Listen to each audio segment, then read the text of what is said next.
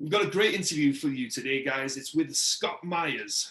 Scott Meyers started investing in 1993 in single-family homes, grew to 75 properties, and then decided to go over into the multifamily space. And then he grew that to 420 plus units.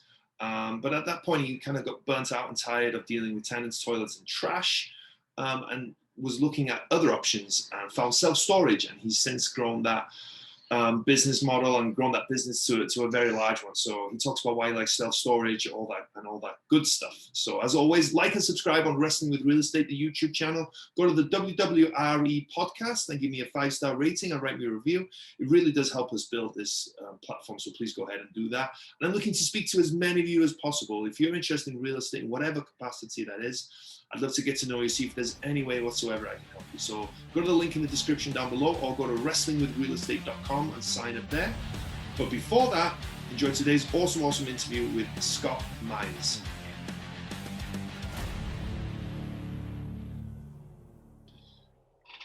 Hello and welcome to Wrestling with Real Estate, where we look to chokeslam all your real estate problems. I'm your host, former WWE wrestler and now Cirque du Soleil performer, and of course, multifamily real estate investor, Barri Griffiths. Now today we're joined by Scott Meyers. Hey Scott, how you doing, man?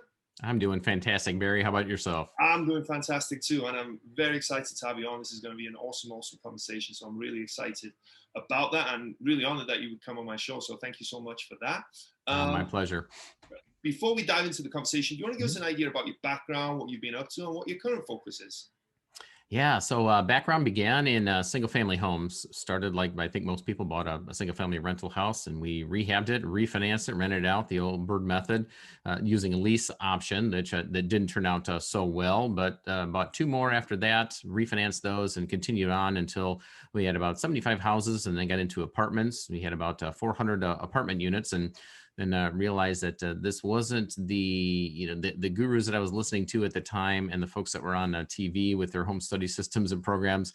We didn't have yachts and bikinis and cars. We just had a lot of tenants, toilets, trash, and a lot of headaches. And so I began looking around the landscape and real estate. And I thought, well, I love real estate for all the benefits that it has if it weren't for the tenants, toilets, and trash. And the only thing left would be parking lots or self-storage. And so I began looking into self-storage and saw the light. If people don't pay, you lock them out, you sell your stuff off. And when you, a turn, unlike we have in apartments with drywall and carpet and paint and everything else, we just blow it out with a blower and move in the next person waiting in line. And our turn takes about 3 minutes.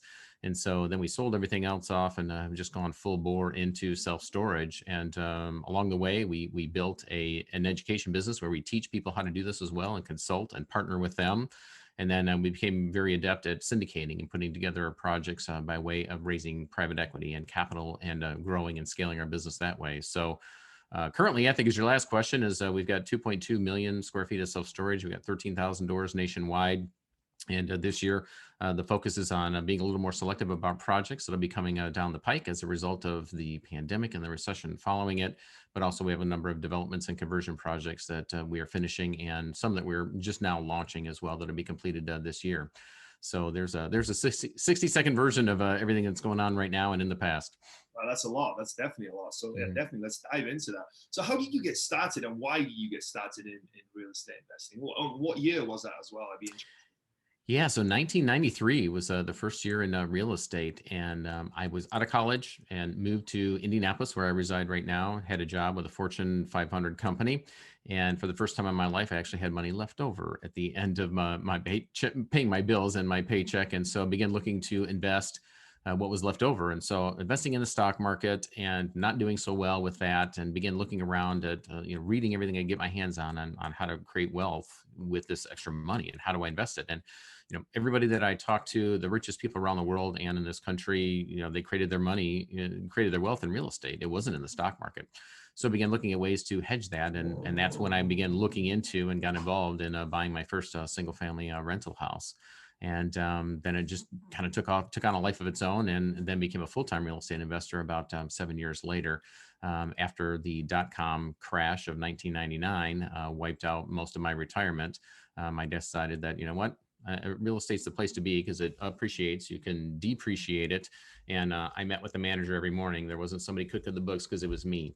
I could seal it, touch it, feel it, see it, touch it, and realize that this was the path that I wanted to take. Yeah, very cool. What was the real estate landscape like in 1993? Interesting enough, Barry, it was much easier to get into these projects, these properties, because at the time I could still look for VA, the Veterans Administration, assumable loans. And you could move in with a small amount of down payment and assume a loan on these projects, take them over at a better interest rate than what was being offered at the time from sellers who were willing to enter, be able to accept the cash that you were offering them. And if there was enough available equity left in the project to move forward with, we were able to pick up a number of these projects without having them hit my credit, without going through financing and the underwriting. So I don't want to say it was simple. No business is simple, but it was much easier from a financing standpoint to get in. And then outside of that, just like anything else, it's just, hard work. I was willing to do some of the heavy lifting and persevere where some other folks weren't. And we began to amass a number of properties pretty quickly here in Indianapolis. Yeah, what was what kind of interest rate? Well, when interest rates at that time, interest rates were right around 8% or so. And so we were picking up these loans that were at 6.5% to 7% because they were assumable and they're made years earlier. So we were even able to get debt much less than what we could get in the open market, and with a smaller down payment, because in some of these cases the projects and the properties had gone down in value. And the amount that we were able to get into these, or the price that we were paying for these, was right equal to or darn close to the amount that was left on the mortgage. Okay, so at 93, was that a bit of a down cycle at that point? Do you remember? We were not in a down cycle. We were right in between. So things were going well. Interest rates were decent, or what we felt at the time. And it wasn't for several years later, before 1999, where we hit the next recession, and that was the downturn from the dot-com crash, and the resulting small recession that occurred after that. So it wasn't a boom time. It was pretty stable and pretty steady at that point. Banks were lending. Stock market was doing well. And it was just a good time to get in. Employment was high, unemployment was low. So we had a lot of renters, a lot of activity in the marketplace. So it was really a good time to get in. Yeah, really interesting. And you scaled that to 75 properties. Mm-hmm. How were you able to do that? Just by using the same strategy over and over? Yeah, so I had a W-2 income at the time. I was working, so I was able to get loans on properties on the refinance, but on the acquisition side, still assuming loans and borrowing money from credit lines and other places to get into the project until we refinanced and put a lower LTV and lower interest rate debt on the projects after that. So it was a balance at that time on my personal credit, but then also we had a number of loans that we just assumed that never showed up on my credit. So we got to the place where we're able to, get up to 75 houses, and the banks were still allowing us to do so, since we had such a low LTV and we were creating so much value in the portfolio. Yeah. So then at 75, was it the natural progression at 75 houses? You're like, okay, I got 75 individual properties that I need to manage. Then how can I scale this? And you saw multifamily, and then you jumped into multifamily. Is that kind of how it went? That's absolutely it. It was just the economies of scale that you get when you buy a couple hundred units at one place, and you have a property manager or property management company running it. It's just so much easier to do all that heavy lifting up front and the due diligence and the work over 90 days to get into an apartment complex versus trying to do it individually. Single family house, when you lose one tenant, you've lost 100% of your income. In a multifamily, if you lose one, you've lost a fraction of that. And there's always a turn, but there's people on site to be able to handle that and make that happen a little bit quickly and a lot more efficiently. And so that's when we begin to look at and started buying. We bought four separate apartment complexes, each different size, but then ended up with about, I think, like 423 multifamily units before we began moving into self-storage. Wow. And then, out of interest, at what point was this where did you leave your W-2 job, or were you forcibly removed, I guess? What was this? Yeah, I realized, well, first of all, Barry, I grew up as the youngest of four, and I was the baby, and I was a boo-boo. And so my parents were older, and they just kind of let me do my thing. And I was never one who had a lot of rules in place. And so as I grew up through school, and then as an employee, I was never a good employee because I didn't like rules. I didn't like anybody telling me what to do or asking me where I was. And so I think I was destined to be able to work on my own. And so I felt like a caged animal. So once we had a portfolio of properties that allowed me to do that. I think we had about 20 or so of the houses at that point, and that was generating enough income, and we were buying more. And I thought, and was really in 1999 when the dot-com crash occurred. I realized that, first of all, I had $300,000 in my 401k with that employer that was vanished. It wiped away overnight because they were one of the companies that, if I told you who they were, you would remember them from being on the news for cooking the books, and my retirement was wiped away. And so when I began looking at my portfolio, and then also looking at the amount of money that I was making in real estate on an hourly basis, even though I was doing it part-time, and how much I was making at this job, and the fact that my retirement, what was supposed to be a hedge for retirement, in addition to the stock market, I could see it, touch it, feel it. It wasn't going anywhere. It was a hard asset that was producing income. That was my investment. And so once both of those, I put pencil to paper and realized I'm making more per hour, and this is my retirement. It was pretty clear that I needed to give up 40 hours over here in corporate America and devote that to this venture. So I had about 20 houses, and this was in 1998, I believe, or so, then when we went full-time as real estate investors. Yeah, that's cool. The reason I was asking, because I'm sure a lot of people are finding themselves in difficult situations like during the pandemic and whatnot. And I think now more than ever is a great time. We're both advocates of real estate, right? And how awesome that is. So I think now is a time more than ever that people should consider, investing in real estate, right? Or ramping up what they already have, because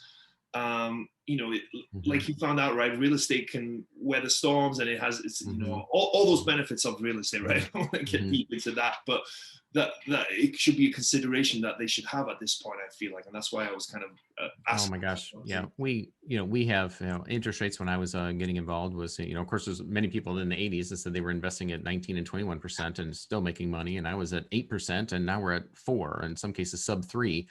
Money is almost free. If you're willing to do the heavy lifting, there are deals out there. There's a lot of competition, but we also find that I don't think people are working as hard as they could have, or as they used to. And so if you're willing to put in the hard work and do the heavy lifting at today's interest rates, and with as many people that are looking to get in, and the inventory shortage, houses are selling really quickly. If you're looking to go that route, which is where most people do to get into real estate to begin with, now is a fantastic time. There's never a bad time to get involved in real estate. It's just the media and everybody else telling you when is a bad time to do it. But there's no better time to start than now. Exactly. And there's people being successful all over the country right now in real estate. So don't believe that it's too expensive or it's the wrong time, whatever like that. Yeah. So how are you able to scale from 75 units to 75 homes to 423 multifamily units? Were you guys buying them by yourself? Were you guys doing syndications? How are you guys able to do that? Yeah. So at the time, the first apartment complex that we found, there was a seller financing component to it. So we didn't have to have a sizable down payment on that project. And as you know, Barry, when you get involved into and you bridge that, make that bridge to commercial real estate, the lenders begin looking more to the strength of the property than they do you as a borrower in terms of your credit and your W-2 income. They're looking at the asset. Worst case scenario, if they have to take it back, will it still produce income if they put a property management company in place for a while and sell it? Whereas if it's a single family house, it's a rental, and the renter leaves and the thing goes to heck in a handbasket, they got to come in and try to clean it up, and it's not producing revenue, and they don't want that. And so they're banking on you and your W-2 income to cover that. But completely different in commercial. So quite honestly, it's much easier to get involved in a commercial deal than it is in a single family house when they're trying to look at your credit worthiness based upon the income that you produce. So we had that going for us. We had the experience of all the houses. So it was, I don't want to say it was easy for the bank to say yes, but much easier. And with the seller financing component to it, meant we got in with very little money out of our pocket. So that's how we were able to get into the first. And then, like anything else, when you get into your first one, the banks see you're doing your job, your balance sheet and your income statement gets much more attractive. And then it makes it easier to springboard into then the second, the third, or the fourth, and move on, forward down that path once you've had experience after the first one. Yeah, very cool. And that's a sizable portfolio as well, right? 420 plus units is not a small portfolio. But did you get essentially run down by the day-to-day running? Or I'm guessing you weren't managing them yourself, but I'm sure you were asset managing, right? You had to manage the managers and whatnot. So was it that kind of bogged you down that led you to self-storage? Yeah, it really was. I mean, I think there's a lot of folks out there that say, oh, well, multifamily is easy because you put as you said, a manager in place or a property management company. Well, at the end of the day, they don't wave a magic wand and they don't pay for the repairs and the damages that people cause and handle all the, the bigger issues. I mean, they handle the day to day, but you're still on the hook. You're responsible for, you have to pay for it, and you have to show up and go to court and answer to the police and everything else that goes along with dealing with humanity that lives in your properties. No matter whether it's class A, B, or C properties, there's challenges when you're dealing with people and you're renting property out to them as well. And so, yeah, I felt that this is something that I didn't really want to scale up any longer, regardless of the best people, the best management companies. It was very management intensive. And so that's when I began to look at to see if there is a better way. Because yeah, I mean, you've heard it said probably hundreds of times before, Barry. Everybody loves real estate, rental real estate, if it weren't for the tenants. And so what that left for us is parking lots or self storage, and you can't build a lot of value in parking lots, but self storage you can. It's very similar to commercial multifamily, and in some cases, assisted living facilities or office buildings. It's multi-tenant real estate, where there are clients, not tenants, paying down the basis of your real estate, renting it out, paying it off eventually, and you get all the benefits of real estate, as we mentioned before. Appreciation, depreciation. You can borrow money to buy it. No better investment out there than real estate if you could just eliminate the tenants. And that's what we found is to move into that path of just having clients that store their stuff there that we never see. Yeah. Why do you think more people, and I know it's become a lot more competitive, I'm sure you've seen that firsthand yourself in the market, but it doesn't seem like the most popular asset class, right? Do you think there's a reason behind that? Or are you just happy that it's not? I'm happy that's not, but again, we have this education company and a consulting company, and I've been responsible for creating a little competition, perhaps, or at least bringing self-storage to Main Street. It's it's no longer the ugly stepchild of commercial real estate. It has become the Cinderella that's now the belle of the ball, and that's because it has performed so well. The real estate investment trusts, the big guys, the self-storage REITs, meaning public storage, extra space, life storage, the big, gleaming class A facilities that you see out there, the national companies behind them, the returns that they're producing for their investors are outpacing any of the REITs for apartments and for mobile home parks and assisted living facilities and office space. And self-storage is the darling of commercial real estate because of the returns it produces. The syndications and the returns that are offered on those for self-storage has outpaced anything else. And that's because self-storage is it's recession resistant and it's inflation resistant. When times are good, people buy more stuff and they need more storage because they don't have enough at their house. And when times are not so good and the economy goes into a recession, then people are downsizing and businesses are downsizing, and that causes a need for storage as well. And as a matter of fact, we're really considered to be in the trauma and transition market. When there's trauma and transition in people's lives, and that happens during a recession, then self-storage benefits greatly. We actually do better during a recession than we do during boom times.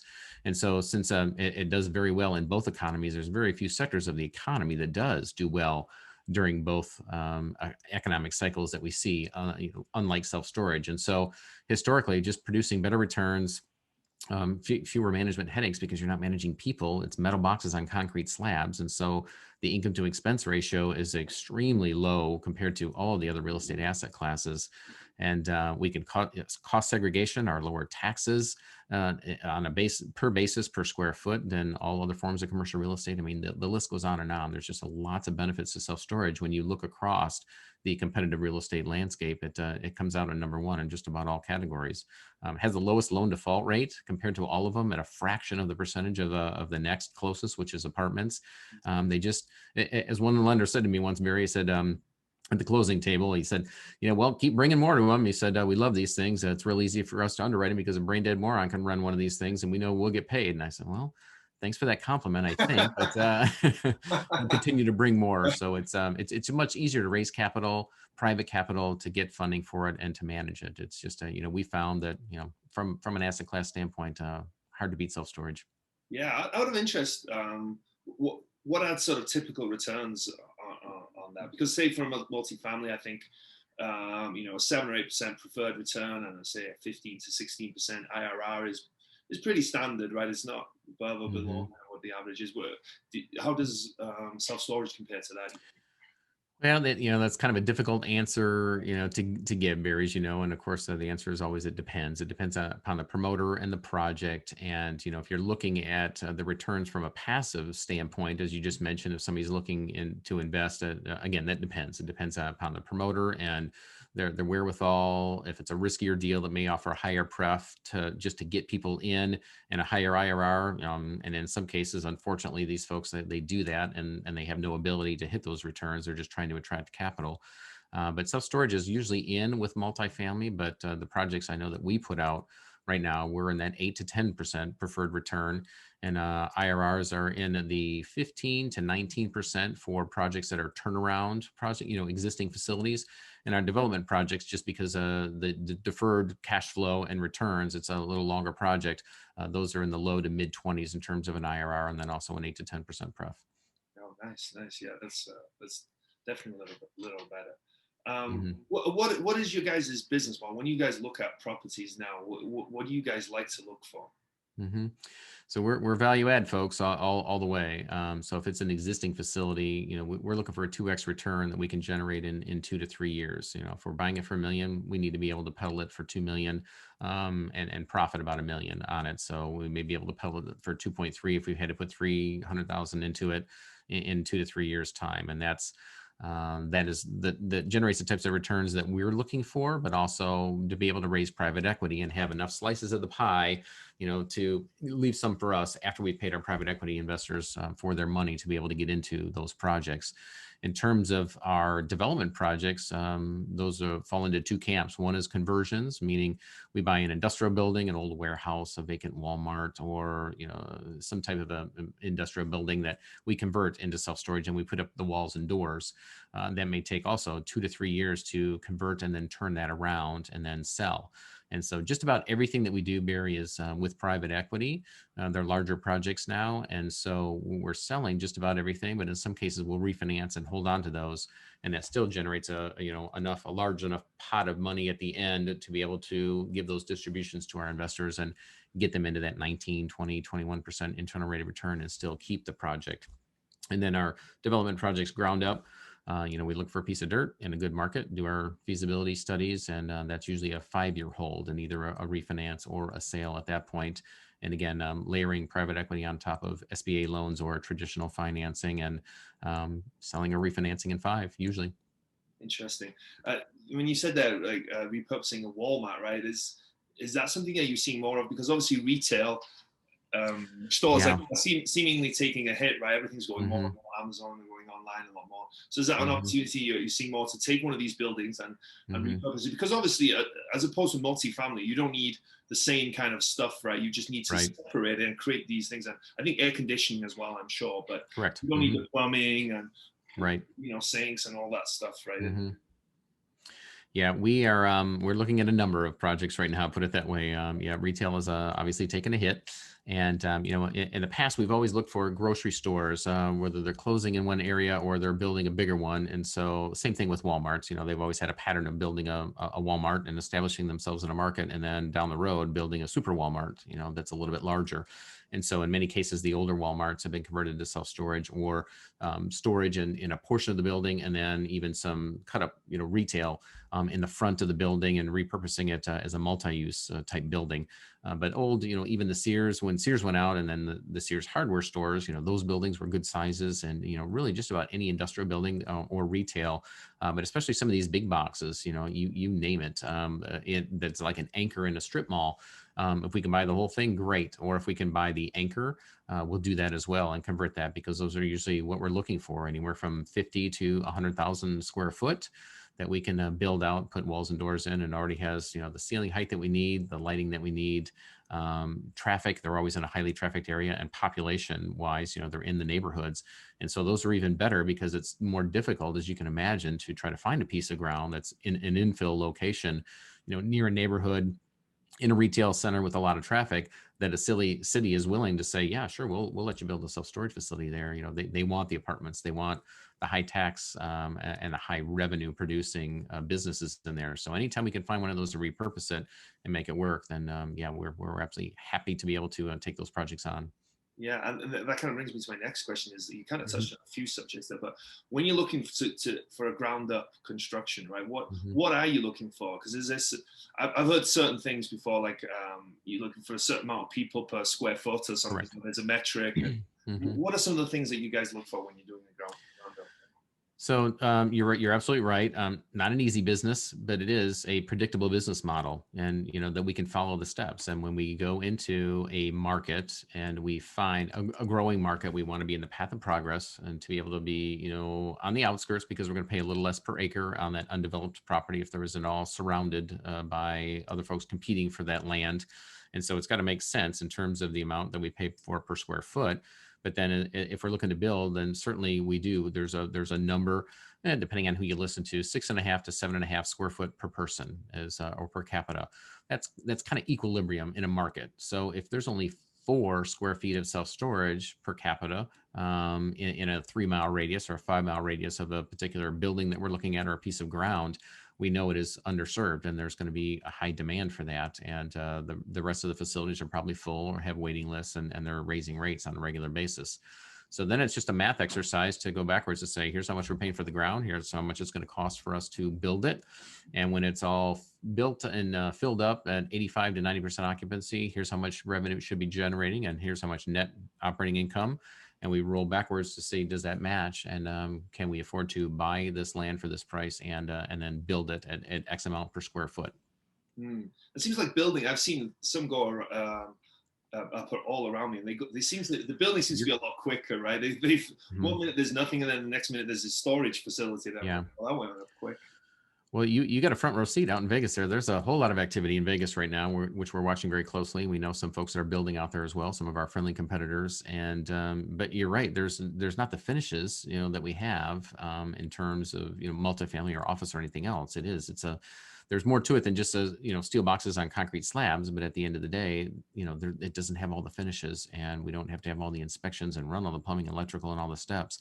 So you're right, they go up pretty quick. A Class A facility, multi-story, will go up in 11 months. Our conversions, when we buy say a vacant Walmart or a commercial building, industrial building, and convert it, sometimes 90 to 120 days, we get certificate of occupancy, and we're putting the sign up and turning the lights on. Wow, that's crazy. I heard in Vegas, I think it's 11 per square foot, that metric, 11 or 12. But then again, I was speaking to someone about it, and that necessarily isn't a bad thing, because Vegas is a very transient city. It is. And smaller homes in tract neighborhoods, not as much storage. The homeowners associations are making sure that people aren't putting sheds up in the backyard, and the trend is towards smaller housing with less storage space anyways, more community type housing and in communities. So yeah, that's the benchmark that I gave you is a benchmark, and our consultants will say the same thing. Florida, it doesn't apply because there's no basements, so there's no storage. And so every market is a little bit different. So we always go in there looking at those numbers, but then we look to the competition. Are they full? Do they have waiting lists? And are they raising rates on a regular basis? That is one of the, the larger predictors that we tend to hang our hat on more than just the, standard industry average.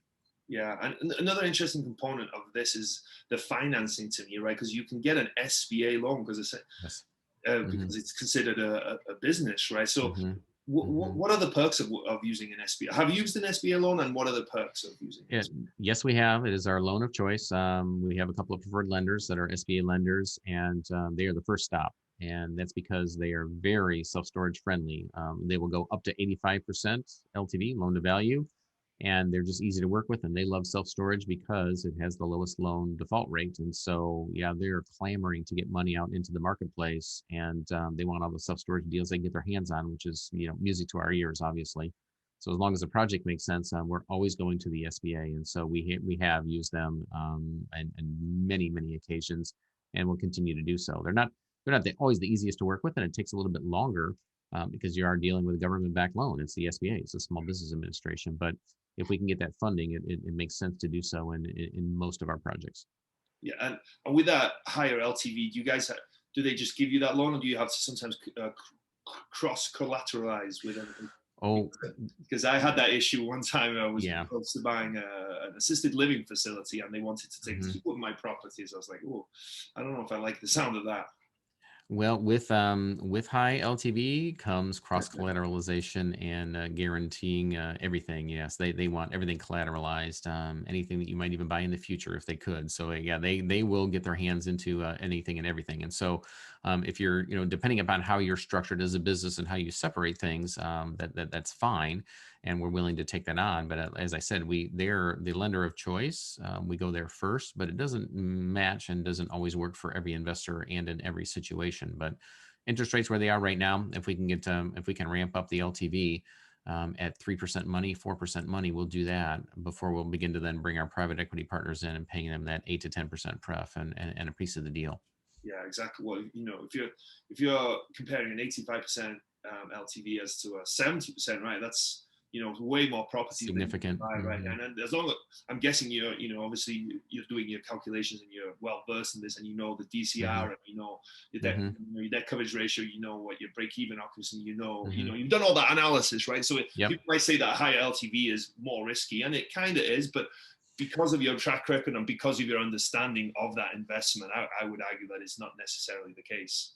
Yeah, that's correct. I mean, we're of course everybody will say, well, we're very conservative in our underwriting to make sure these things don't work. But at the end of the day, you begin to, just as you mentioned, Barry, when you start layering more expensive money on this, unless you're putting cash into your own deal, well, you're only going to do that a couple of times. I mean, if we're talking, even $1 million is kind of a small self-storage facility. That's 250,000, or in your case, 70% LTV, that's 300 grand. Well, not too many people have 300 grand laying around, or you may have it once and you do one deal. Well, how are you going to grow and scale your business? Well, you're going to bring in private equity. And so then you look at your cost of capital in your capital stack, and you're always going to go with the cheapest and get as much of that as you can. And that's right now, that would be with the SBA or the lenders that will allow that, as long as the deal pencils out and makes sense. Yeah. Does that mean that you also get, as the general partners, you guys are able to get more of the deal, a higher percentage of the deal, because you're having to bring less money to the deal? How does that work out? Typically, I mean, if your cost of capital is less, then it's really spread equally. The deal's more profitable, which means that there's more, to go around. But then it means that I have to give up less equity in the deal to my private equity partners to bring in that shortfall and at a higher rate. So the answer is yes. Just to the overall success of the deal, the more successful the deal is, the more that everybody keeps. Yeah, really interesting. Instead of giving to the banks. Right. What do you think there's some of the biggest misconceptions about self-storage is? Well, somebody like myself comes on a podcast and makes it sound really good and really easy. And it's everybody, yeah, well, everybody will do that, and everybody loves what what they're investing in, and make it sound easy. But at the end of the day, this is a business. And so, people will look around and they'll say, for all these reasons, and that's not just Scott Meyers saying this, it has the lowest loan default rate. It's the easiest to finance because the SBA treats it as a business, and lenders love it. Private equity partners love it because it's outperforming all the real estate asset classes. So everybody thinks, well, it's just, I'll just get in it and it'll succeed. And, they realize that they got to walk the four corners of the business. And, oh, by the way, it is a business. It's not a hobby, and it doesn't run itself. It's not a set it and forget it.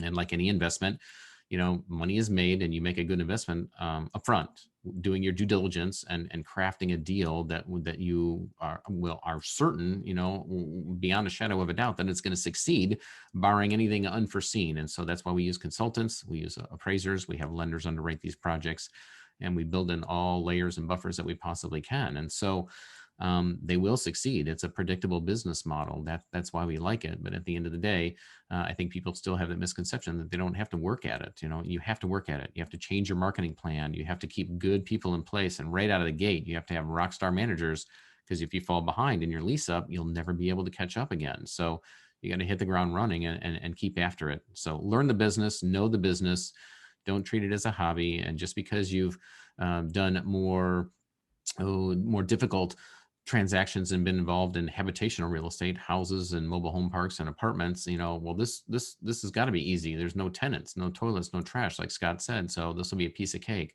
Well, it's a business and you need to treat it that way. So I think that's probably the where I've seen most people make mistake, Barry, is they think it's easy and they take their hands off it and they don't mind the store. They don't keep an eye on their investment. Yeah, and that's interesting that the management component of it is very important, right? Just like any kind of real estate, the management. It is. Really important. What should someone be looking for when they want to find a management? Because I know in multifamily there's some things that obviously you look for, but in self-storage, when you're looking to hire a manager, what should you be looking for? Well, we hire management companies in most of ours because we do have syndicated deals and we're buying around the country.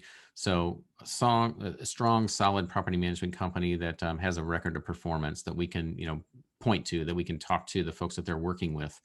Now, as far as a manager, in terms of somebody behind the desk, if you're starting out buying your first facility and you don't want to be the one behind the desk all the time, which you shouldn't be, the tendency, I'll tell you what the mistake that people make is, they hire the person that cuts their hair or the nice person at the coffee shop because they would be great behind the counter of their self-storage facility.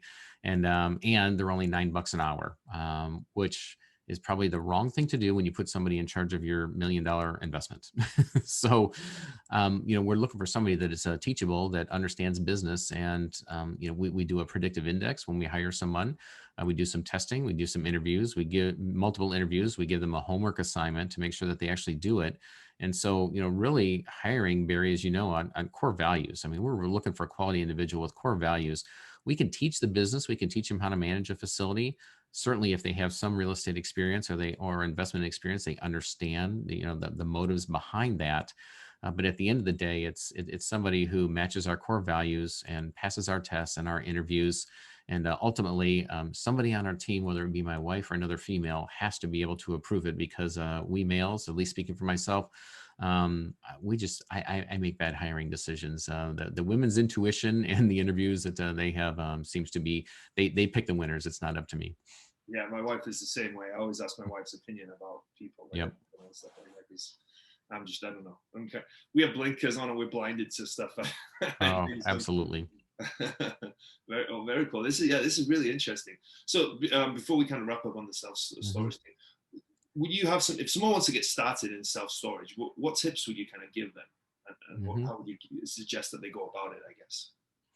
So, get plugged in. When I got involved back 15 years ago, there wasn't an organization like ours. There wasn't an investment education company teaching people how to do it. And so I went to the trade shows and, I immersed myself in it and talked to as many people as I could and kind of get a sense for it. And I still recommend that. There's some books out there. Obviously, our website and our company teaches people. We have a lot of free resources and there's a lot of things that you can pull down that are free, but just remember that you can pull down a lot of free information, and a lot of that is marketing that you have to sift through, that it's out there, in the marketplace and on YouTube elsewhere. But there's no substitute for good mentoring and good education. So get educated, and get a mentor, get somebody alongside of you that has done the business, that doesn't have another motivation behind it. We have the best of both worlds, and we attract good people to us because we teach people and then we partner with them. So they're picking us and we're picking them. So find somebody who is motivated by doing more deals and getting into the business rather than just making a buck, and get your education from those type of folks, no matter who they are and where they are. So don't pull the trigger right away without hiring somebody to either mentor, coach, teach you, and or the consultants. Do feasibility studies. Get your attorney involved when looking at purchase agreements and making sure that you've dotted all your I's and crossed your T's.